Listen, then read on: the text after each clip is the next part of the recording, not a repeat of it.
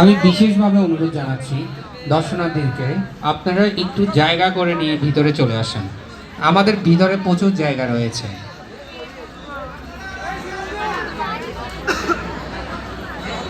আমি মাদেরকে অনুরোধ জানাচ্ছি আপনারা মঞ্চের সামনে এসে একদম কর্নারে চলে যান। আপনাদের জন্য জায়গা, প্রচুর জায়গা রয়েছে। আরো ওইদিকে চলে যান, ওখানে প্রচুর জায়গা রয়েছে।